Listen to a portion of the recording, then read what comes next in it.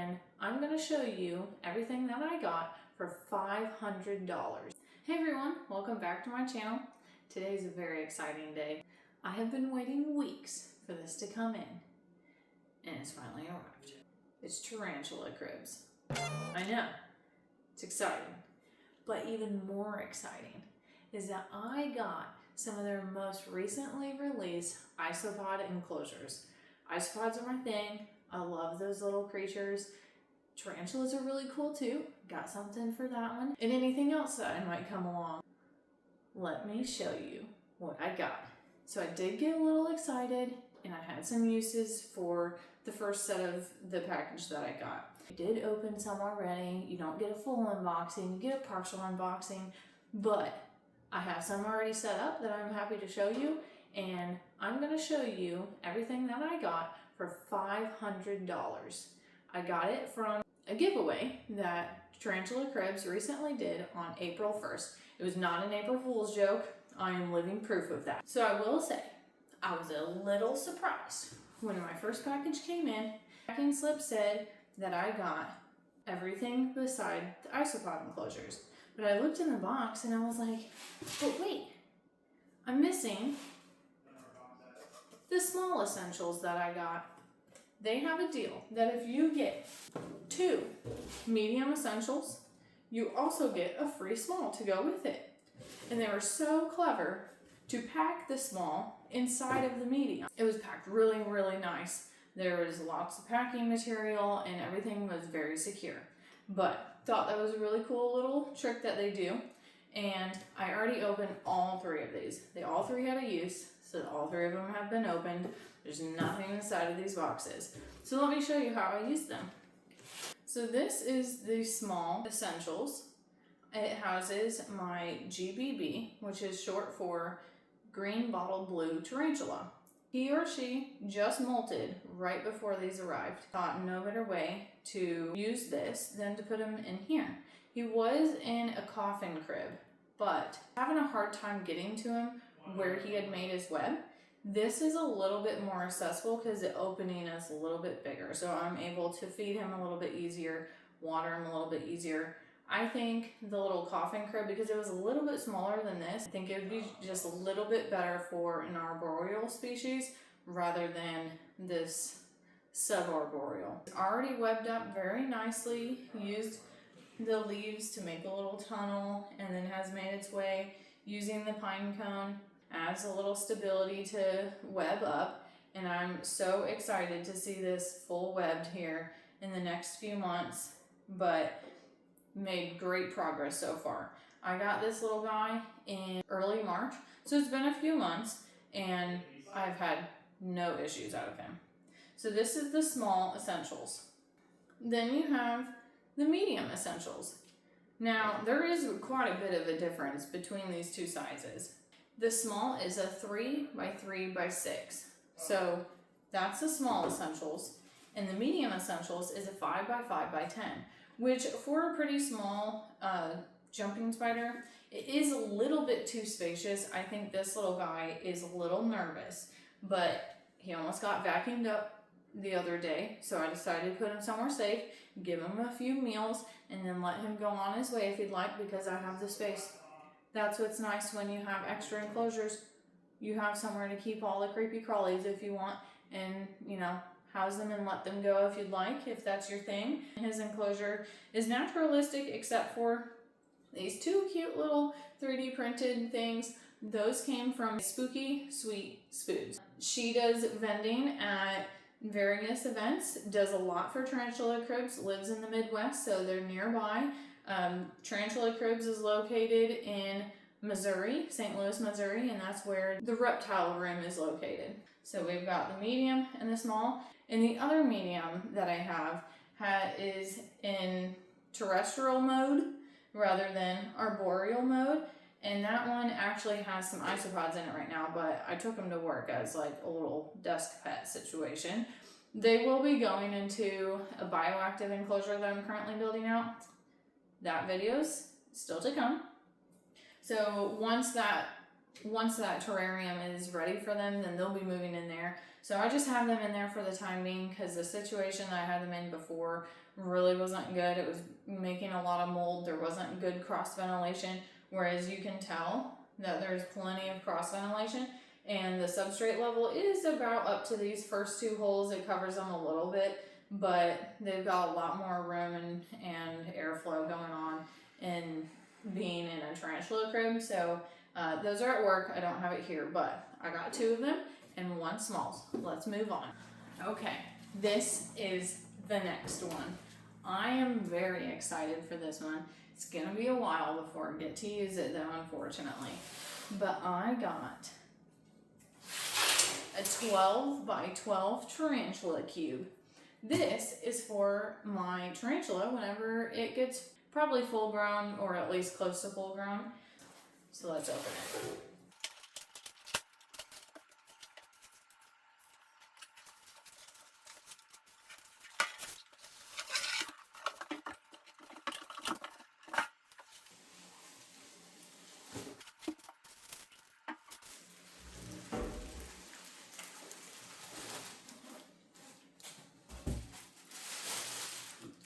This is so cool. Look at that. This is going to be my tarantula's probably final enclosure when it gets full grown.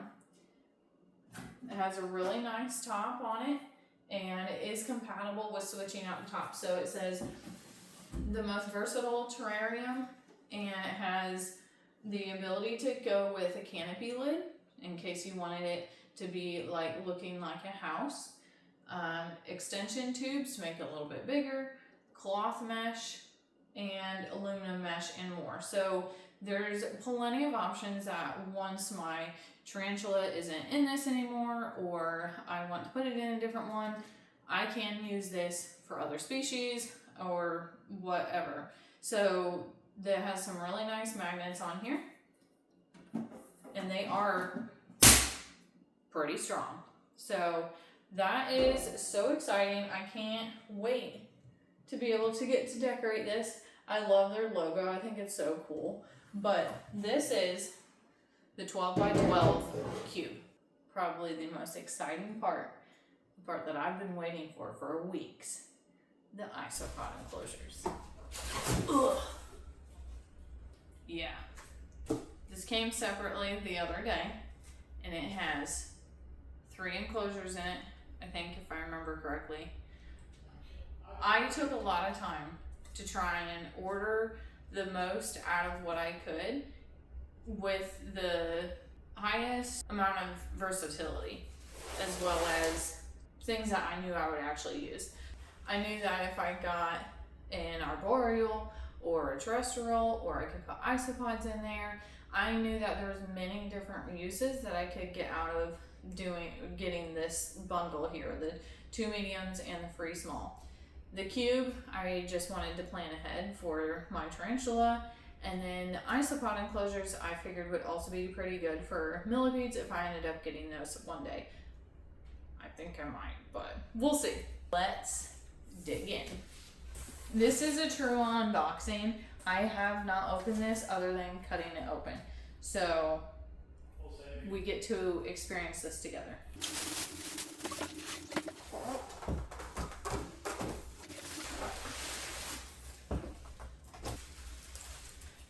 They left me a note to let me know that the medium was inside of one of the large ones. So that was really nice, because I did slightly freak out whenever I didn't see the small in the box when it said the small was in the box.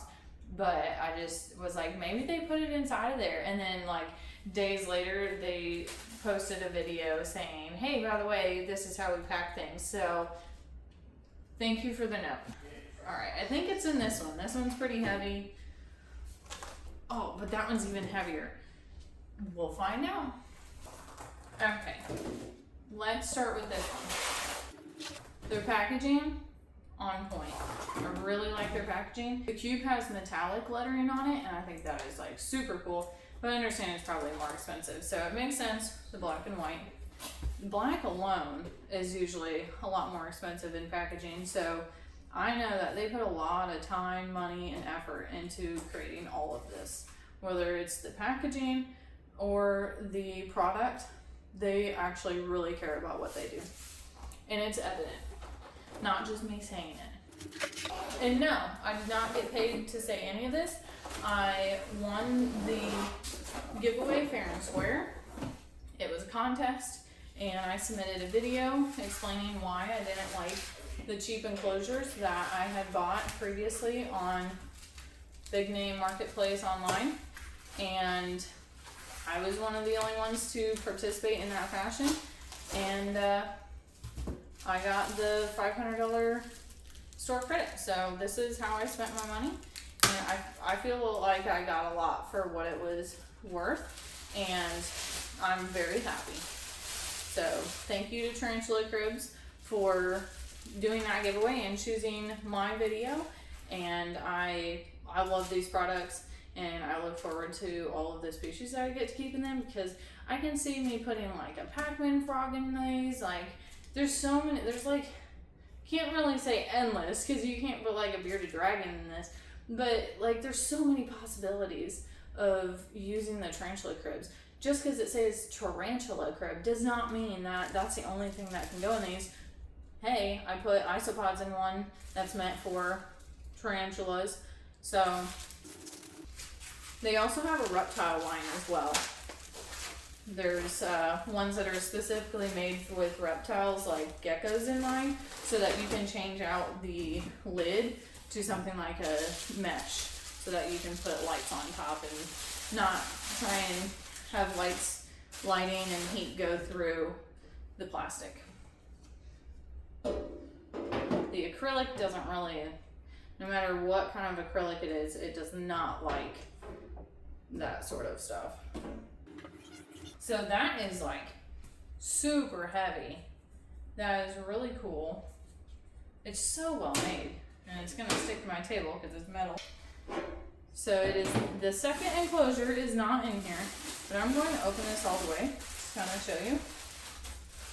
All of the ventilation is at the top, have that cross ventilation, and you'll be able to put a lot of substrate in here, because something like rubber duckies, they like a deep substrate so they can burrow. I don't want to put my rubber duckies in one of these right now because I don't have enough of them, and they were getting really stressed out from the other enclosure I had them in, which was like slightly bigger than this, and I didn't want them all to just pass away and not be able to reproduce being in close quarters. So unfortunately, the rubber duckies, whenever I do move them, it's gonna be a long time. So I've got some other isopods that I'm actually gonna put in these right away, but I do need some of my soil to come in, and I just ordered that.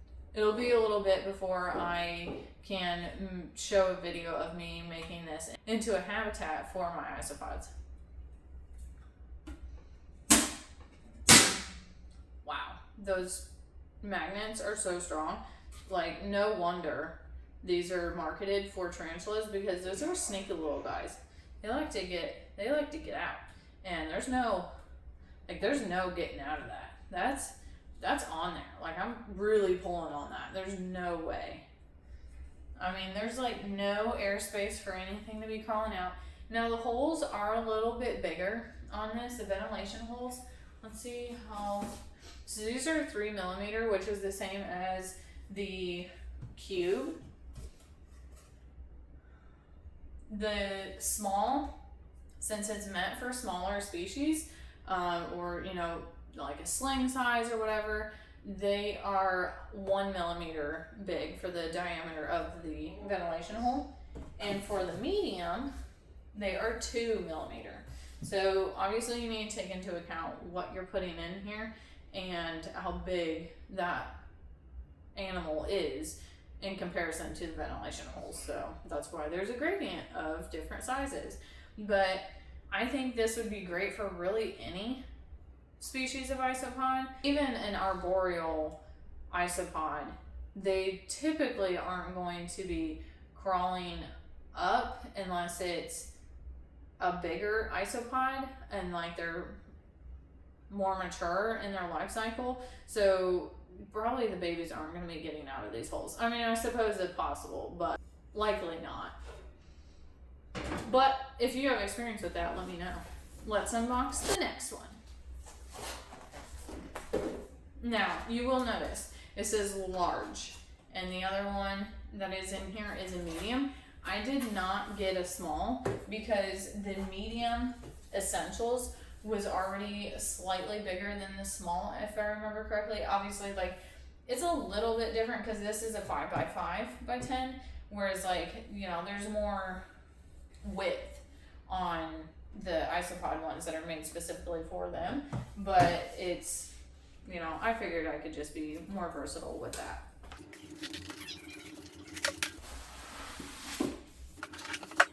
I also really liked the dimensions of the cheap enclosure that I bought, and so I wanted to be as close to those dimensions as possible. So I did do a lot of measuring on that and other things that I had to kind of compare and picture in my mind how big these were going to be. And that's what made me decide that I wanted a large and medium and not like mediums and small.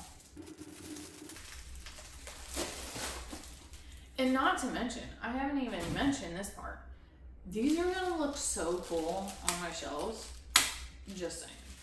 They're gonna look a lot cooler than some stored shoe boxes with mesh holes in them. I mean, I did a good job making them. I know that, you know, there's ventilation and all that, but this just looks so much cooler. And look at this. I can stack them, and while the top holes are covered, there's still the side holes, and that's really what matters, that are the side holes. And if I have something that needs more humidity, I could put them on the bottom, and that way most of the holes on top are covered. So look at this packing. They do a really good job at this. This is basically the way that they had packed the small inside of the medium essentials. They do the flat pieces of foam and then stick it in there inside of a bag, so nothing's getting scratched. The boxes themselves are being preserved. Nothing's banging around.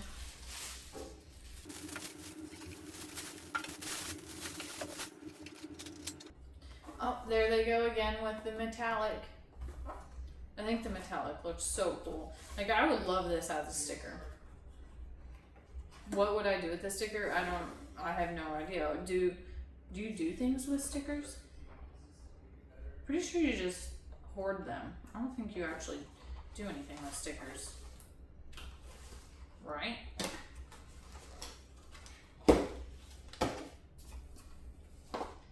Alright, this is the last one. The last of the dopamine.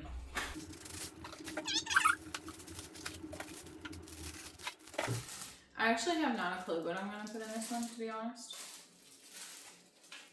What should I put in it? That's the real question. Is there something that I need to know to put in it? Let me know if there's something that you think I should get so I can put it in here. Because this one's going to be for my granulated isopods, and that's the video I'm going to show you. So hit the bell icon so that you can be notified when I upload my next video, because either it'll be that one or it'll be the bioactive crested gecko enclosure. So that is still to come. I'm almost done with it after months of working on it. So give me a thumbs up, hit that subscribe button, and hit the bell icon so that you can be notified and don't miss out on anything. But let me know what species I should put in this one, because this one will probably be for millipedes. This one will be for granulated isopods. And then I have this one. And I really thought about putting the rubber duckies in here, and I still might. They've got some time though to adjust to their current home. Rubber ducky isopods are very shy. They do not like to be disturbed very often. Otherwise they will not reproduce because they're just always on alert and scared all the time. So it's important to leave them alone, which is very hard for me. So I'm probably not going to be moving them anytime soon because they're in a just fine enclosure for now, and it's going to take a while before they have overrun that one. But anyway, this is the medium and this is the large. So these do have quite a bit of a difference in size. Man, this thing is heavy, which is good because it's all making sense now. So let me get the other ones. Whenever you have millipedes or isopods, those types of invertebrates that like to burrow, you need a lot of substrate, and we're talking like 4 to 6 inches worth of substrate. And if you don't know, have you ever, if you've never picked up like a pot that has a plant in it or something like that that has a lot of dirt, it's heavy. The Tarantula Cribs really focuses on quality. Part of that quality is not warping. If you have that much substrate in something, eventually it's going to warp because it's just so heavy. Well, I figured out why this is so heavy. Because if you see this is a normal tarantula crib, just your regular Joe tarantula crib, nothing over the top, nothing specified, put whatever species, but the thickness of the walls is a lot thinner than what you get in these isopod specific enclosures. So that's why if you already know what species of animal you're going to be housing in these, getting the enclosure that suits that animal is pretty important. So as far as the deep substrate that I'm going to need for the millipedes or the isopods, these are perfect because they're so heavy that with all of that substrate, I mean, we're talking like a 1/2 inch thick walls, then that's going to withstand the test of time. And this one really is pretty thick too, considering, it's smaller, so it's going to have thinner walls because it's not going to be able to hold as much substrate. But I'd hate to snap my fingers in that. So, yeah, I just thought there's so much thought that goes into these enclosures. Look, this is a first impressions. I open this in front of you guys. I'm not paid to say this. I simply won a contest, and I couldn't be happier. This is me just glazing this company because I just think that they really do a good job. If this was sitting on my shelf where I keep my isopods, I could have them all sitting like this. I could even put my tarantula there if I wanted to. And look how cool this is. So cool. I mean, really, does it get any cooler than this?